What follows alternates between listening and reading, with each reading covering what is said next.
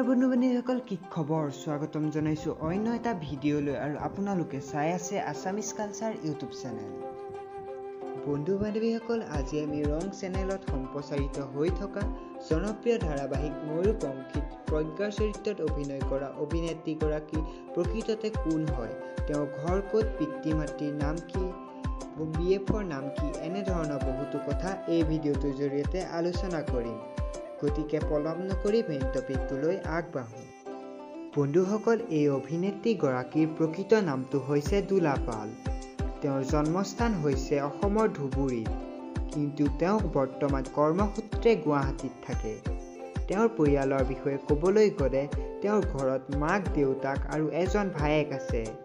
দোলা পাউলৰ দেউতাকৰ নামটো হৈছে প্ৰদীপ কমল পাল, মাকৰ নাম হৈছে চন্দনা পাল। দোলা পালৰ জন্মৰ তাৰিখ হৈছে 10 মে'। বন্ধু-বান্ধৱীসকল, এইবাৰ আমি আলোচনা কৰিম দোলা পালৰ শৈক্ষিক জীৱনৰ ওপৰত। তেওঁ স্কুলীয়া শিক্ষা ধুবুৰীৰ পৰাই আৰম্ভ কৰিছিল। HS কমপ্লিট কৰিছে SP higher secondary English medium স্কুলৰ পৰা আৰু তাৰ পিছত ডিগ্ৰী কমপ্লিট কৰিছে ধুবুৰীৰ ভোলানাথ কলেজৰ পৰা।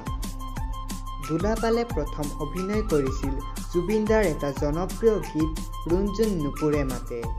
আপোনালোক সকলোৱে নিশ্চয় এই গীতটি শুনিছে। দোলা পালে বৰ্তমানলৈকে বহুকেইখন অসমীয়া চিৰিয়েলত অভিনয় কৰিছে, তাৰ উপৰিও বহুকেইখন জনপ্ৰিয় গীততো অভিনয় কৰিছে। বন্ধু-বান্ধৱীসকল, এইবাৰ আমি আলোচনা কৰিম দোলা পালৰ ৰিলেশ্যনশ্বিপ ষ্টেটাছৰ বিষয়ে। সামাজিক মাধ্যমত উল্লেখিত সকলো তথ্য অনুসৰি তেওঁৰ বৰ্তমান কোনো প্ৰেমৰ সম্পৰ্কত নাই, অৰ্থাৎ তেওঁ বৰ্তমান ছিংগল। বন্ধু-বান্ধৱীসকল, এয়াই আছিল ৰং চেনেলত সম্প্ৰচাৰিত হৈ থকা জনপ্ৰিয় ধাৰাবাহিক ময়ূৰপংখীত প্ৰজ্ঞাৰ চৰিত্ৰত অভিনয় কৰা অভিনেত্ৰীগৰাকীৰ জীৱনৰ কিছু নজনা কথা, অৰ্থাৎ বায়োগ্ৰাফী। যদি ভিডিঅ'টো চাই ভাল পালে তেনেহ'লে লাইক কমেণ্ট কৰি দিব আৰু যদি নতুনকৈ আহিছে তেনেহ'লে ছাবস্ক্ৰাইব কৰি কাষতে থকা বেল আইকনটো বজাই দিব। ধন্যবাদ।